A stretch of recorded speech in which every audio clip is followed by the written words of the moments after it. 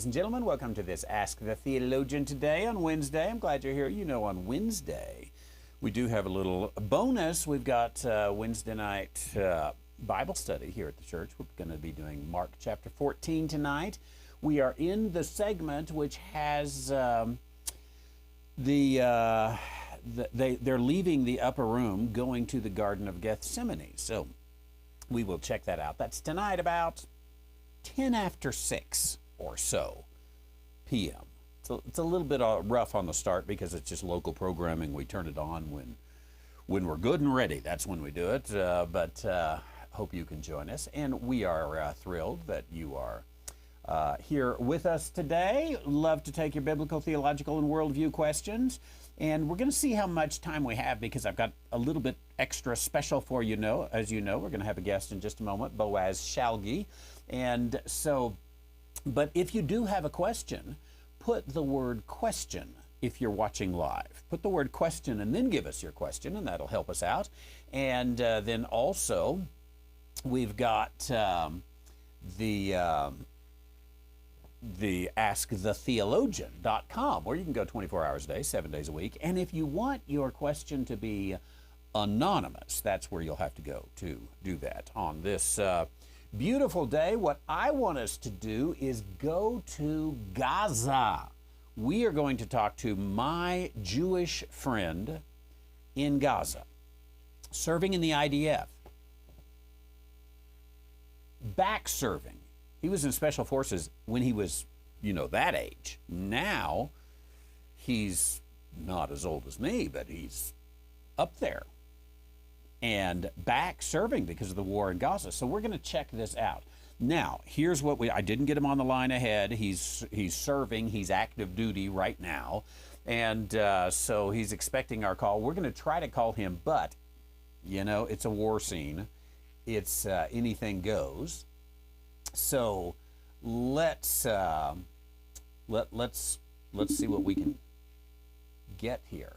Let's see. How do we go to video? Maybe we're waiting on him first.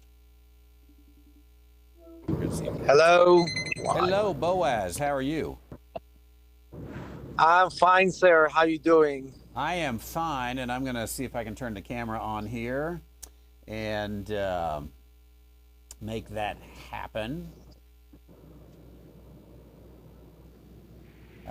We can hear your voice. So as that happens, there we go. I got my video. See if we can get your video. Are you up on video, or do you want to do audio only? No, video is okay. I can see you. Let me know if you can hear me well, because my friend is driving me. Or do we need to stop on the side of the road? No, so far I think we're hearing you just fine, Boaz. I don't see you, but we are hearing you. So we can go with that until your camera comes into view. But welcome. So tell us where you are right now.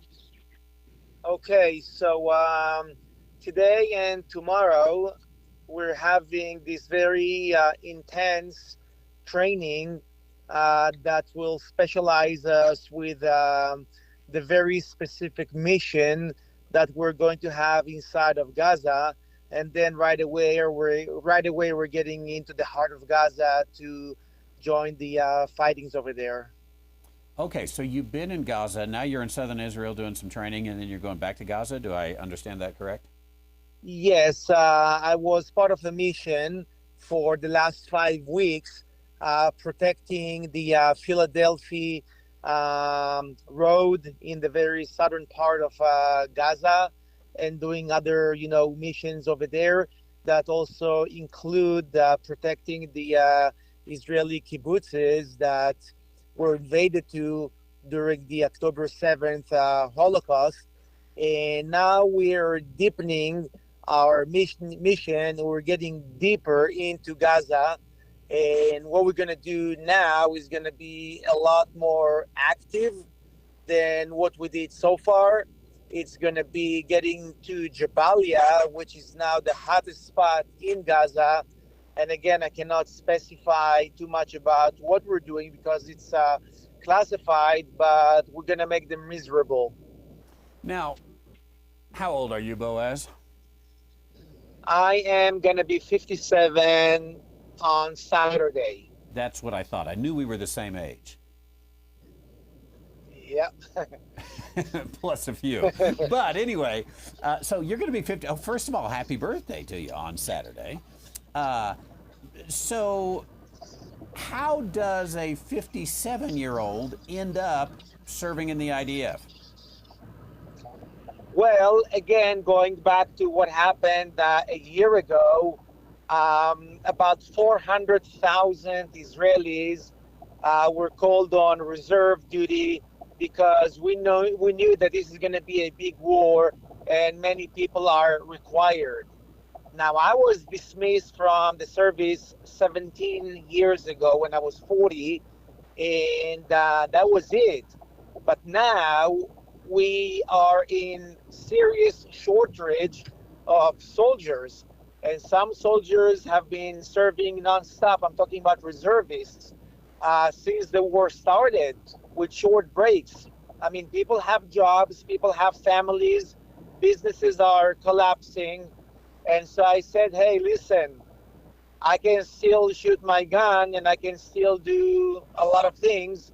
And if my presence will help my beloved country and I can ease the pain also from others that are under the stretcher, so to speak, for so long, then I'm going straight away into the mission. So they said, yes, we really need people like you. And here we are.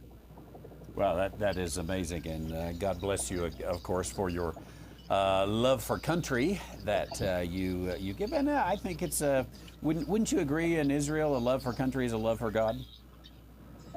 Yes, absolutely. You know, I actually thought about you, Randy, a couple of days ago when they showed on the news one of the Israeli units in southern Lebanon, and they were going to go on a big mission in Lebanon.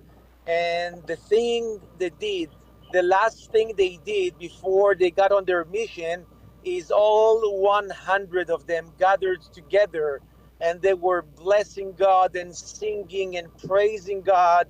And only after that, with big joy and smile and confidence, they entered and did their mission.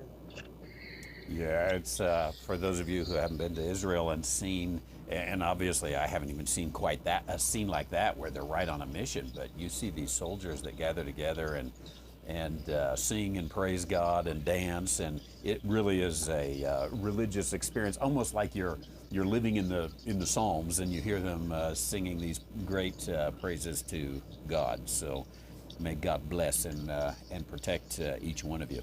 Hey, Boaz, can I show the video from the bomb shelter?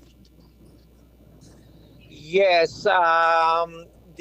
Before you do that, I just want to give you some idea what that was, so people will understand how powerful this story is. October the 7th of last year, when the bombings started, when the artillery from Gaza started, when the invasion started, many people started fleeing, especially that party with thousands of people. And many of them got into these bomb shelters that we have many on the sides of the road in Israel because they will protect you from missiles. But unfortunately, what happened then, the missiles were not the problem. The problem was 5,000 Hamas terrorists that invaded into Israel. And so they got into all these bomb shelters and simply butchered everyone that was in there. The specific one that you're going to show them in a minute is one that's tiny, again, but 30 young people gathered inside of it, unarmed, of course. But one of them, his name was Aner Shapira. He is a combat soldier from an elite unit, but he was in the party. He did not have his weapons with him, but he was there. And he said to them, do not worry, I will protect you. And what the Hamas people did is they kept throwing grenades into that bomb shelter, but he got them and threw them back at the terrorists, about 8 of them. But finally, one got him, and exploded, and everyone that was in there, including him, died or was kidnapped into Gaza. So just that you know the story behind it. Yeah, wow. Powerful. So let me bring this video up and show it now. October the 7th is this bomb shelter that you see here, where about 30 Israelis, one of the most horrific stories of October the 7th is this bomb shelter that you see here, where about 30 Israelis were in Gaza, and most of them were killed by the Hamas terrorists. You see the remains inside. By the way, most of the videos that we have as an evidence are the GoPro cameras that Hamas terrorists had with them. And after we got them, we also got all the footage and the videos from what they did. Wow. The volume on this is a little low for the audience here, but this is a bomb shelter. This was in the town that was hit directly, correct? This was near a couple of kibbutzes that were invaded too. Okay, so normally in this, I've got the picture up here now, Boaz, but normally, what, 4, 5, 10 people would get in a bomb shelter like this when there's yeah, 4 or 5 comfortably, 8 to 10 a bit claustrophobic, but 30, I don't know. I mean, I don't even know how they did it. It's just crazy to see it. It's almost like telling you that you have to put 20 people in your car and drive. So Right. it's crazy. Yeah, as we're seeing it now, just a tiny little concrete room, of course. Now, I have a question. Did it have a door on it that's no longer there? I'm sorry? Was there a door on this that is no longer there? No. There's no doors because you see, the thing is that the whole idea of this is not against people. It's just against missiles, and missiles don't get through the door. They come from up above. And because you need to spend a while over there, you need to breathe as well. So there's no door. Okay. And that's okay. You don't need one. But who would have thought that people would actually invade into Israel and kill people this way? So it wasn't effective. As a matter of fact, it became a death trap. Yeah, that's very sad in what took place there, of course, a year ago. Now let's talk a little bit about the life in Israel outside of it. Obviously, you're serving in the IDF, and I might add, for those who have joined in late, this is Boaz Shalgi, who is in Israel right now. He's serving in the IDF, back again after 17 years of being out in desperate situations. Came in and is serving there as a loyal serviceman. And so he's with us on training right now and about to go back into Gaza, where he has been. Boaz has been my friend for 20 years and a dear friend of mine. I love him and his family, and very much appreciate what you're doing. But now let's get back to it. So Boaz, over a year of really danger all across Israel, I would say, even though maybe Jerusalem and whatnot are not right on the cutting edge of the front lines. It doesn't matter where you go in Israel right now, there's some danger. Is that correct? Yes, and the reason is that now we have a big war also with Hezbollah in Lebanon, and their missiles cover all of Israel. So even now, as we speak, I see on my screen that there's rockets falling in Galilee, in Haifa. One fell near my community about an hour ago. They go as far as Tel Aviv. And if that is not enough, you have the Houthis from Yemen who are launching long-range missiles into Israel from the south. And that covers the area of Eilat and the Dead Sea. So yeah, other than Jerusalem that they don't want to target on purpose because there's a large Muslim population in Jerusalem and holy sites for Islam. So other than that, you are not really protected anywhere in Israel nowadays. Yeah, I guess since October 7th, has the IDF been successful at keeping individual terrorists come in? We know the rockets are coming in. But October 7th was a day of not rockets. It was a day of people. Have they kept people from coming in? Yes, this is something that we think will be investigated for months, if not years, because we never thought that this could happen. And the truth is that we believe that if we allow the Palestinians in Gaza to live their lives, we enabled Qatar to send $30 million cash money into Gaza each month, together with all the money that comes from the UN and other places around the world, that they will actually use this money to build their lives, to be more prosperous. We, of course, are not attacking them or anything like that. But all of this exploded in our face one morning where, like I said, 5,000 of them invaded into Israel. It was a holiday. The army was not really prepared for that. We did not see that coming. And we need to investigate how we didn't see that coming. But once they broke into Israel, there was simply no one to stop them. And that is why they were able to kill 1,200 Israelis in just a few hours.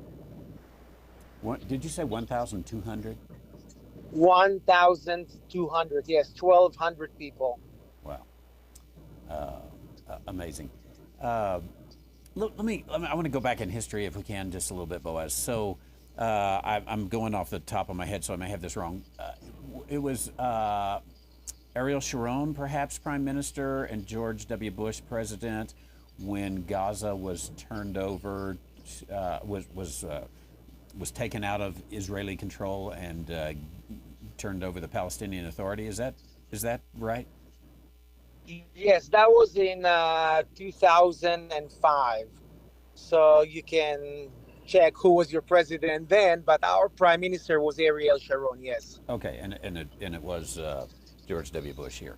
And that was done, I remember the scene from that where the IDF was going into Gaza in Jewish kibbutzim where Jews were living. They were forcibly taking them out of Gaza and saying, this is Judenrein, Jew-free now land, you can't have it. And they basically fenced it off and gave it to the Palestinian Authority. But before I go on with that, that's accurate history, correct?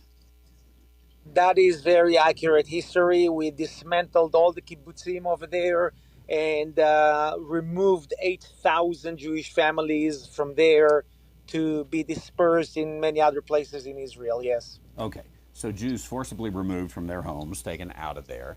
And then the Gaza Strip, which is not very big, does have a large population, Arab population obviously, was given tens of millions of dollars a month, really every month since 2005. Is that right? That is very correct. Only from the country of Qatar, they received $30 million a month, only from Qatar. From one little country. Yeah, okay. So millions and millions of dollars a month going into there. And yet, yes, it is, I don't, pardon the way I'm going to put this here, in nearly 20 years of having this land for peace and giving them all this money, they made it into a hellhole, didn't they? That's exactly what they did. Only now we are discovering, now is the last year, what they've been doing with all this money. And what they did is they built tunnels. You're not going to believe this. They built underground tunnels that's bigger than the New York subway. It's about 500 miles under the ground with bunkers, weapons that I can tell you puts to shame many countries in the world when it comes to the size of their armies, what they did over there in the last 20 years. So almost none of this money went to the people. They kept the people starving, they kept the people hungry, and all this money went to build the metro system under Gaza, to purchase tens of thousands of rockets and whatnot, and basically get ready for the day that they're going to hurt us. So instead of growing food and developing technology and industry that could definitely provide for their people that live, even though in that it's a small area, they had so many resources, it could have been a very wealthy country at this point, really being a blessing to the world, but instead they made it into a giant military base. It could have been like the French Riviera. It could have been like the French Riviera. It just, Gaza is a beautiful area, beautiful location right by the Mediterranean Sea. I mean, it has all the potential to be one of the nicest places in the world, and they simply turned it into hell. Yeah. So Gaza is a giant military base designed to kill Jews, right? Exactly that. Okay. So when we hear on American news that Israelis are haphazardly just going into Gaza and killing women and children, how should we process that in our mind? Well, that's like many other legends about Jewish people doing all kind of things. Actually, up until a year ago, Jews did not get into Gaza at all. The Israeli military did not get into Gaza at all. And so what you're hearing now is the Israelis fighting in Gaza after what they did to us. And what can you do, Randy? In a war, people get killed, even though we're doing our best to target terrorists. But, it's a war, and things happen in a war. So, as a matter of fact, the ratio between civilians and terrorists that are being killed in Gaza is the best in the world when it comes to wars, because other countries that fight kill a lot more civilians than we do, percentage-wise. Yeah. Okay. Very, very interesting. Of course, there's always lots of false narrative given about Israel. It's called anti-Semitism, by the way. Very good. Very good. Exactly. That's completely what it is anti-Semitism, which is horrific in the news. I mean, in the world, in Europe. Would you be a Jew living in Europe today after what happened, like in Amsterdam last week and other places? No. Today, the atmosphere in Europe reminds of the atmosphere that was there, prior to World War II. Jews are being hunted. Jews are not wanted. The Islamic communities in Europe are by the millions. So no, I will really hesitate in going to Europe as a Jew. Yeah. Let's talk about where you live. I've been to your house. I've slept in your house. In fact, I think I slept in your bomb shelter because that's your like spare bedroom, right? Yeah. And it makes a great place to sleep, by the way. And I appreciate the hospitality when I was there. But now the bomb shelter is, of course, serving the purpose of what you had to have then. But how far are you from either Lebanon or Syria? How much danger is your kibbutz, your community, your home even in? We are 10 miles west of Syria, and we're at 8 miles south of Lebanon. We are we're in the front line, you can say that. And for a year now, we're seeing the rockets, flying above us. Some rockets fell very close to us. A few times I had to go to the synagogue and thank God and bless God for still being alive because it was so close. So the war is right by us.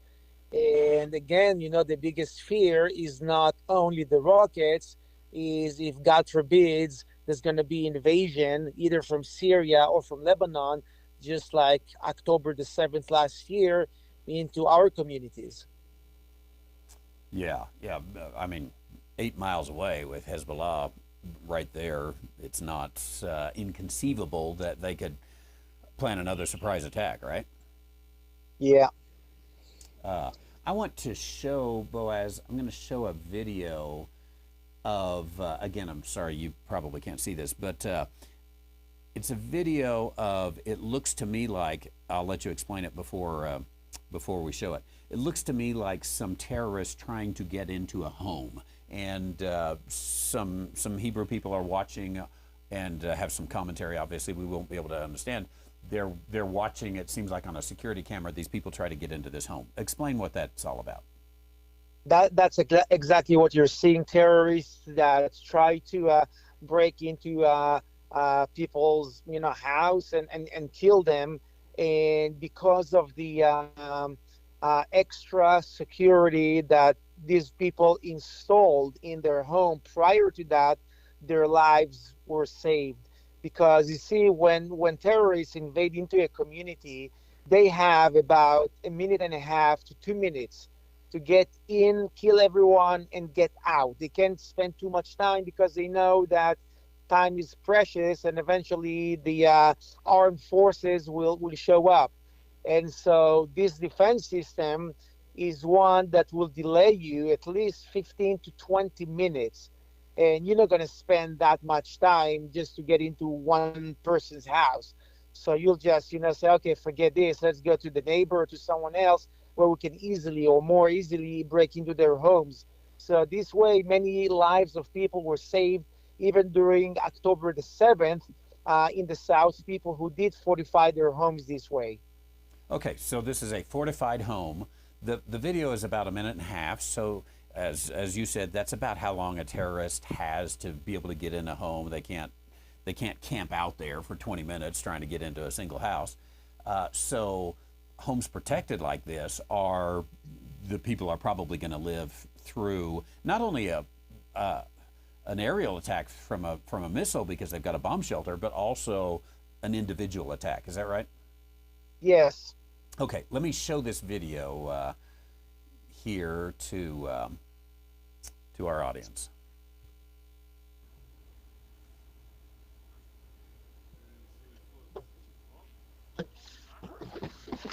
As y'all can see, they've got a crowbar here trying to get in the door. This guy takes a sledgehammer. He's going to hit the crowbar,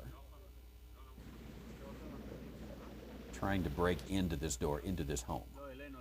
But you see, they're not having any luck.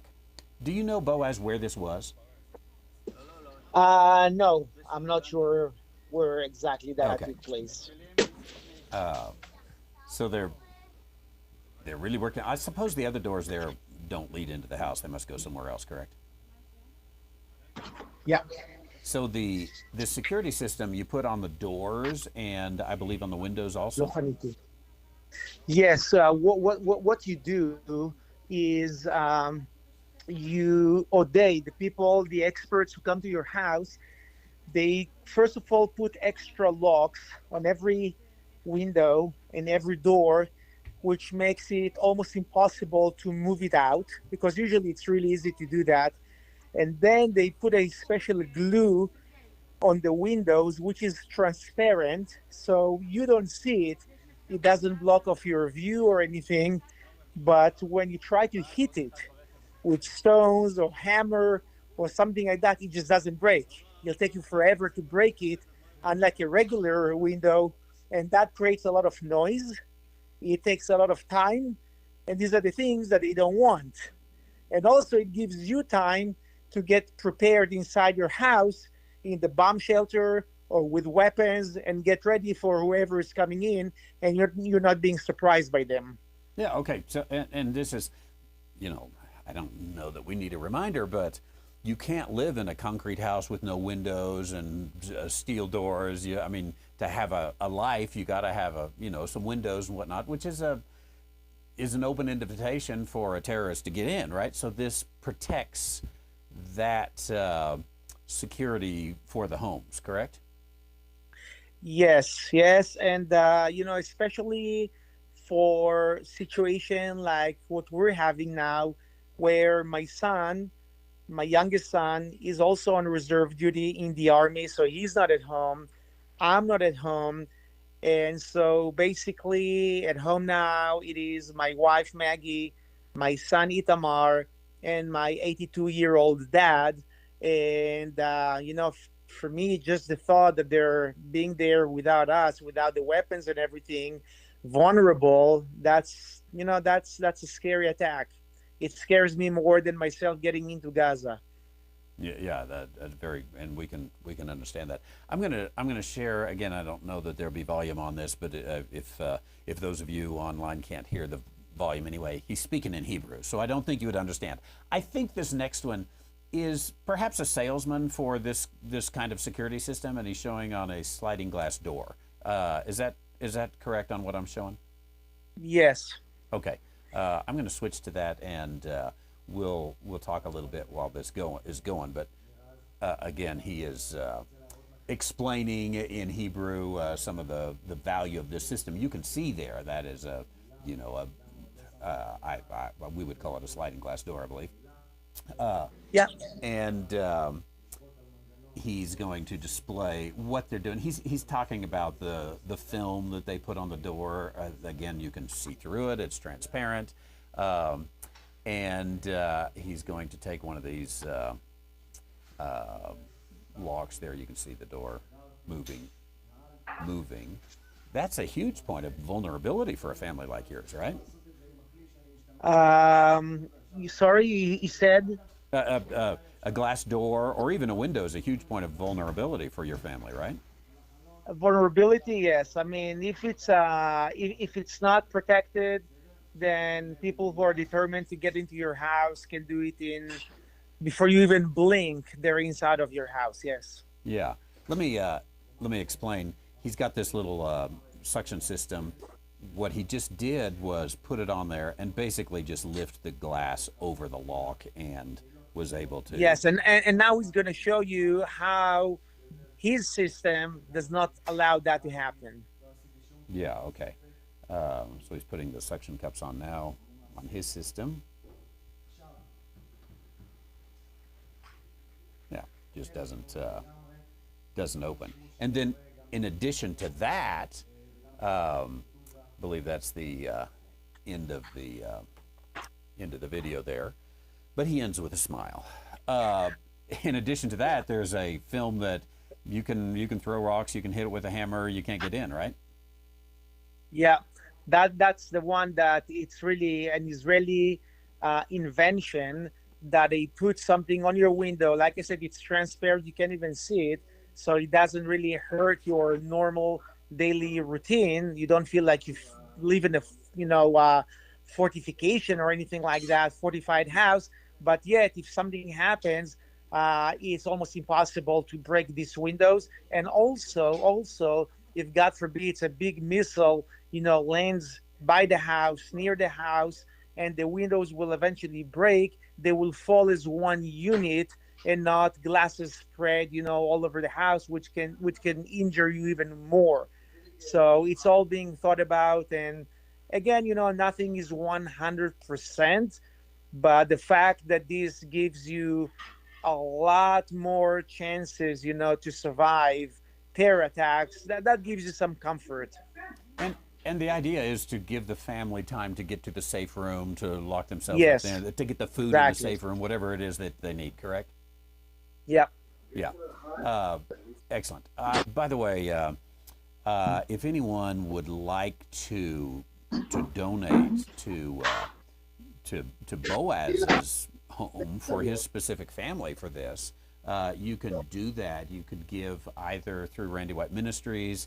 Just be sure that we know that what that donation is for. You can either mail a check or give it online, and then just send us a note that hey, this is for Boaz, and we'll take that. Or if anyone has a Chase Bank in your town, I can give you the account information so that you could just go straight to the bank, put it in that account, and it'll go there. And so tell us a little bit about how much. I'm sure this stuff is not cheap. Tell us about it.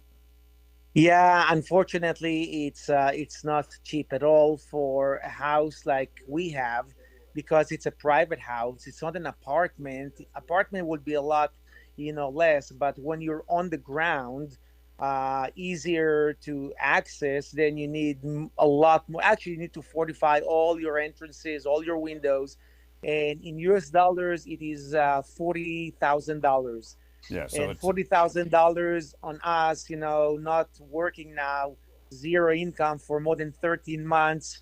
That's kind of hard. So right now we don't have it because we can't afford it. But like you said, my heart is bleeding because to know that I'm in Gaza and I'm leaving my family behind, and if something happens there, they'll be very vulnerable. It prevents me from sleeping at night, to be honest. yeah. So as I mentioned earlier, you got a safe room in your house that they can get to, but you can't live your life in the safe room, and so just the few minutes to to to get to the safe room might be long enough for them to kill you, right? Yeah, exactly. Yeah, dangerous. So again, if any of you would like to give specifically for Boaz's cause, you can give either to our ministry and let us know it's for that, or send me an email and we'll get you at the Chase Bank so that you can just go and deposit that in. Now, I do want to say, Boaz, have you got a few more minutes? Yes. Okay, so if anyone in the audience would like to ask a question, I've got one question that's come through, and I would be happy to take more questions for Boaz if you've got them. But Jay in Tennessee has a question for Boaz, if you can answer this. What has been the reaction on the ground with Trump's election? We are still celebrating. We're still celebrating. The Biden administration, I think, is competing with Obama administration, who was more hostile to Israel. When the war in Gaza started, I said to everyone, it's going to take a month and a half max, and it'll be over, because I know it shouldn't have taken more than that. What I did not know is that Biden is going to tie our hands with shackles and chains and not allow us to do this and not allow us to do that, and give us orders of how many hundreds of trucks with food and supplies to get into Gaza, and don't get into Rafah, and don't shoot these missiles. I mean, the fact that 13 months later we're still there, that's because of Biden.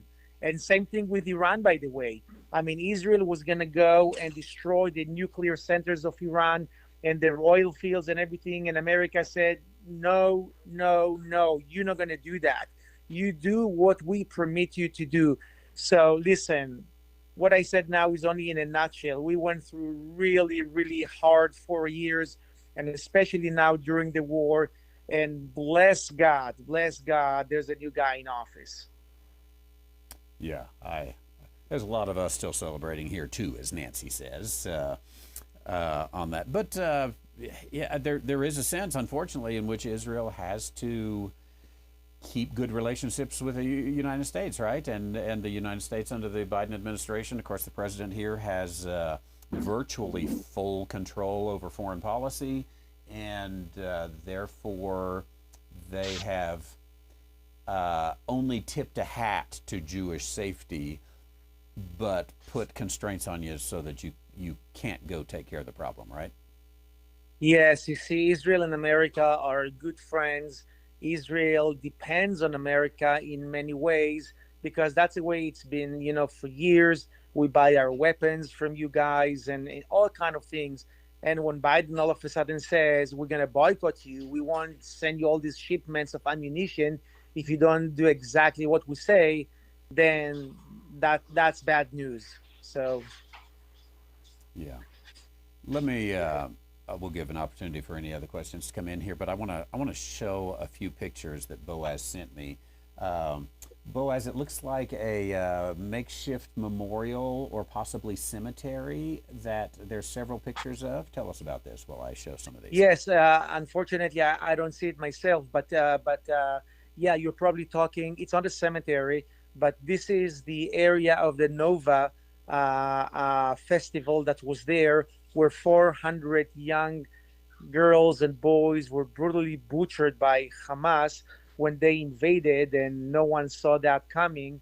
So, in the same place where the party took place, families of the victims came and planted trees and put flags of Israel in memory of those that they lost over there. And as you know, as someone who's traveled with me to Israel so many times, that trees have a lot of meaning for us, Jewish people, because tree is like Abraham who planted the tamarisk tree in Beersheba, saying, I'm planting my roots in the land over here. And that is the message to our enemies. You may have killed our children, but we're not going anywhere. As a matter of fact, we're deepening our roots in the land that God has given us. Yeah, and tell us about the some of these cars we're looking at. The cars that you see are those who tried to flee the party when they saw, the missiles coming. What they did not know is that thousands of Hamas terrorists have already occupied all the roads over there. So as soon as they got on the roads and tried to escape, Hamas people just shot them and then burned them alive inside the vehicles. These are the cars that you're seeing there. Yeah, Next time so you come, just Randy, to Israel, I'm going to take you there so you can see it. really just pure terror there with that. You can Yeah. see the bullet holes in those cars. You can see obviously they're burned out. And these were all really, there were young people that died, right? These are just people that went to a party, people that just went to have fun. Actually, I don't know. I think I may have told you that, but my youngest, Elijah, he went to a similar party about a mile from there, but he left a few hours before it all started. Thank God. I mean, he didn't know anything, but he just like, I'm okay. I've been here a few hours, going back home, and a couple of hours later, this happened. Wow, wow. And all these kids were just living life, right? Yeah, Yeah, very, very, yeah. very I sad. tell you what, Randy, what was done to us by Hamas a year ago is maybe 3, 4, 5 times worse than the Holocaust. The only thing in the Holocaust that's worse is the magnitude in terms of numbers. But I would spare the audience now with details of what was done to us a year ago, what was done to people in their homes, what was done to people in the party. I'll just spare the details.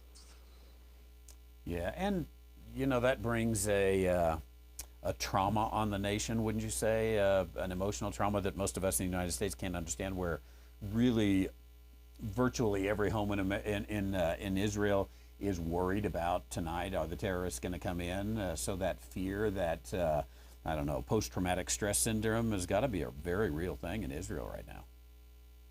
Big time, and actually the war in Lebanon now. Um, about 100,000 Israelis have left their homes because of the proximity to the Lebanese border, and 80% of them are saying we're not coming back unless we know that it's perfectly safe to come back. But listen to this: 25 to 30% of them say we're not coming back regardless. We cannot even bear the idea that there's 1% chance that what was done in the South will also happen to us. And that is also why I say I love Galilee. I want to stay there. But at least I want to know that my house, my family is protected if, God forbid, something happens. Yeah. If you all would like to help a man from Galilee, you can do so. RandyWhiteMinistries.org. Just click the donate button and then send us a message, Randy at RandyWhiteMinistries.org, to let us know, hey, that was for Boaz, and we'll get that taken care of. Or email me, and I'll tell you how to get to the Chase account there.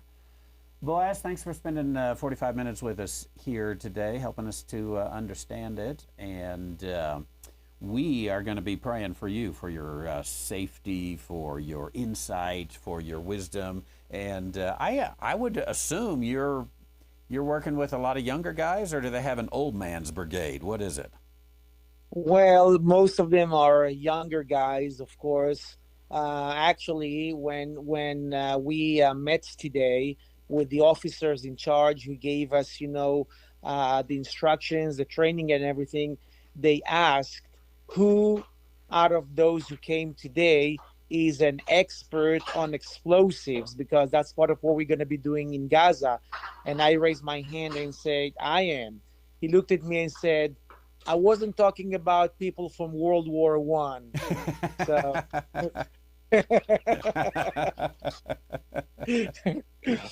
but hey, veterans never die. That's right. That's right. Well, we're praying for you, not only that you're safe and that you have great victory, but also for your family and that they're safe, and that you're an encouragement to others that are there, saying, "Hey, here's a guy who was fought in the war with Lebanon back World War I, and he's still here, still fighting, still faithful." And the wisdom that you can give is encouraging, and the wisdom that you have for the biblical text, which is tremendous, that you would be able to share some of that. Randy, thank you so much. I appreciate you. I love you, brother. And I'll probably not be online for a while now inside of Gaza, but when I'm out, Lord willing, next time, I'll be talking to you and share some of the things that we'll be doing there. We look forward to hearing from you again, and to a safe update, and you're in our prayers. Thank you so much. Thanks. God bless you. Thanks for joining us. God Bye-bye. bless. So that has been Boaz Shalgi, as you know, and interesting conversation there. Well, I'll tell you what, I got a few minutes. Let me go ahead and take a couple of regular questions like we do for Ask the Theologian, and be ready to go with that. Let's see. Let's go with this anonymous question. This is a follow-up from yesterday, where we were talking about the Nephilim and the tainting of the human race, of the DNA. So follow-up on was it the people's fault that they got tainted by fallen angels? God had Noah to continue the messianic lineage? Question mark. Yeah, so God did have Noah to continue the messianic lineage. So I think I'm gonna interpret a little bit, which is always hard to interpret emotion into a text question. But I think the question says, hey, wait a minute. God already had a continuance of the messianic lineage. Let's say these women were swooned by the Nephilim, or goes down a few generations and you don't even know. And so why destroy them? They're innocent. Why destroy them? If you want to go with their innocence there, assuming that, hey, it's not my fault. I got tainted by a fallen angel, which is probably kind of a big assumption, but maybe so. Let's go with it. Here's a lady who has no idea that the young man there has Nephilim heritage. She just thinks she's fallen in love and going to get a house with a picket fence. And yet, then her children will be tainted. Now, should God have spared her and her children? He's got Noah, after all. I think if God's plan is to bring the Messiah right there in a generation or two, you could probably argue that. But his plan wasn't to do so. His plan was to allow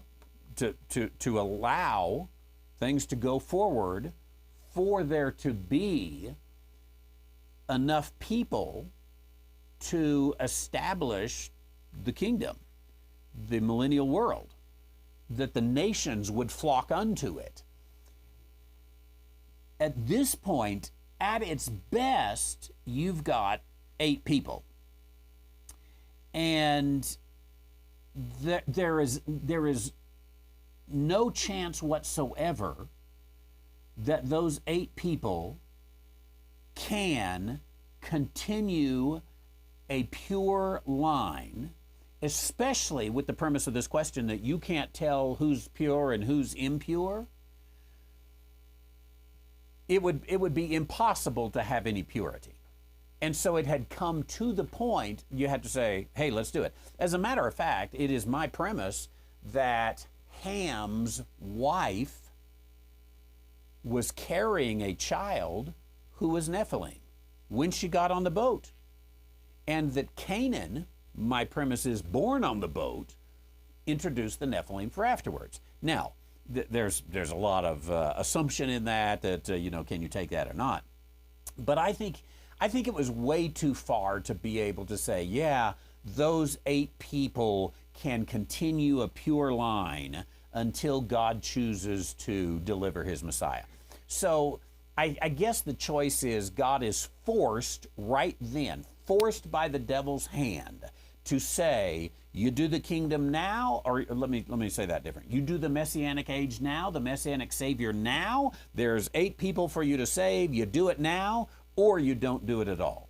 And God said, no, Satan, you don't make the rules around here. I am not going to kowtow. Is that the word we used? I am not going to kowtow to your demands now or never. But I think that was the demand that he had left. It was a now or never kind of thing. And he says, I win this game, and I am the one that determines how this game is played. You have tainted all these. They're gone. And so, there is a case in which sometimes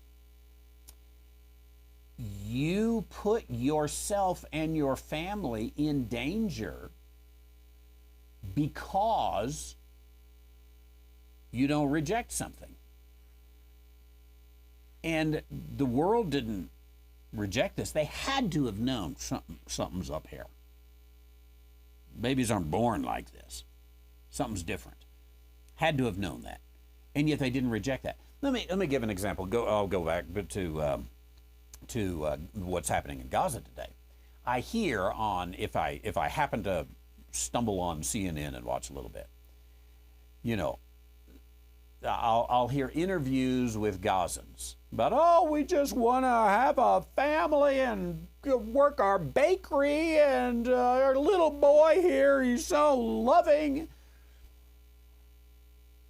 I say, you can. If Gazans will reject Hamas, then in 30 seconds the war is over. Gazans can stop the war today by rejecting Hamas, by saying, kill them, send them to their appointment with God. We will not follow them. We will not honor them. We will not do any of their bidding. If we see them, we will kill them ourselves with our bare hands if we have to. We hate Hamas. They are ruining our lives. And that battle, that war would be over. But they love Hamas. They want Hamas. They have a hatred for the Jews. Okay, what have you got to do? The only thing you can go in and do is wipe the thing out. It's up to the Gazans to end the war, to end the slaughter. And they can do it in 30 seconds, but they will not. Same, I think, when you get back to the Nephilim and Noah's family. Hey, you guys, you know something's up. I am sure that they knew this was a God-rejecting society and that they knew what God was. But they were not about to reject their Hamas, Satan and the Nephilim. So I think to paint a picture of these people are just pure as the driven snow, all they want to do is have a bakery, these Nephilim, would be a stupid premise, is what I think.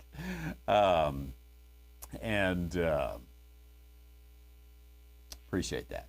Yeah, okay, Linda, maybe I shouldn't put your name on it for such a comment, but they never say that, the Gazans. The women actually say they want to have babies to die for Allah. They do. They want to produce suicide bombers. I think that goes back to the Nephilim as well. somebody prove me wrong on it. Maybe, who knows?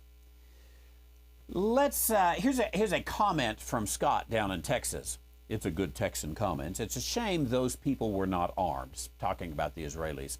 It's a shame those people were not armed. I wonder if Israel will change their minds about gun ownership now. Yeah, it's always perplexed me a little bit as well why they have this idea. They have loosened up a bit. I know that there are a few private citizens able to carry a gun. You see a lot of guns, mostly machine guns in Israel. Everyone who is in the IDF, which is every young person for 2 or 3 years, are issued their gun, and they have to have it with them 24/7. So it doesn't matter if they're off duty. They go to McDonald's. They got the Uzi. I don't know my names of guns. Sorry, Mark Base. They've got it, strapped over their back, and so you see them all over the place. So it's not a gunless society. See more guns there than you do here. But nonetheless, outside when they are done with their time in the IDF, they check it back in. And up to this point, for some reason, they haven't seen a problem with that. I'm not sure what's up with that, or if they will change their mind. I hope so. Scott, I'm sorry, I didn't see this question come in. Are women active in combatant regiments? No, I do know the answer to it, though. We should have had Boaz answer it, but they're not. Women do serve in the IDF. I think women serve 1 year and men serve 2, or women 2 years and men 3, something like that. But the women in the IDF serve in support positions. I know Boaz's daughter served in the IDF, and her role this was prior to October 7th. She was out by then. But she watched fences, set in a safe place, and watch fences. But they will not allow combatant regiments, women in combat. And here's the reason: they say, hey, we have to have another generation, and if a woman gets killed or injured, cannot produce, that's bad for the nation. We need to protect women, and they do just that. By the way, I saw that Trump's pick for Department of Defense, cabinet officer, whatever you call it, Secretary of Defense, also believes that women should not be in combat. Obama is the one that sent women to the front lines and to combat. This fella, I've read one article on him, and he says, what a ridiculously dumb idea. Not only for the women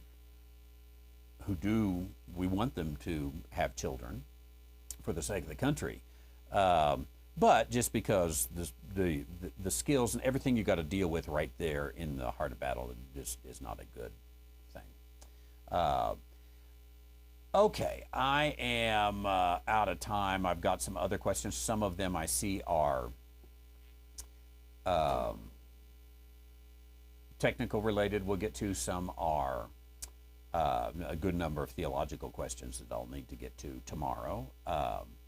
Let's see. Linda, who keeps up with these things, women can be assigned to specific combat roles such as operating weapons, machinery, or tanks, and may be deployed in various areas of operation, AORs. And that, there probably are some specifics there. I do know that the women do carry weapons with them. You see that out on the streets. So there may be some AORs in which they get to. Thanks. Okay, out of time. Thanks for a little different variety of Ask the Theologian today. Do appreciate you being here with us, and we'll be back tomorrow for the regular questions. Got a bunch of them there to get in. Thanks for looking that up, Linda, and straightening me out, getting that correct. And I do look forward to tonight also the Gospel of Mark, 10 after 6 or so p.m. And we'll be back tomorrow for Ask the Theologian. Always we'll have a good time. Give it a thumbs up if you're watching on YouTube. I appreciate that. And a delight to have you, to see each one of you. And we shall see you soon.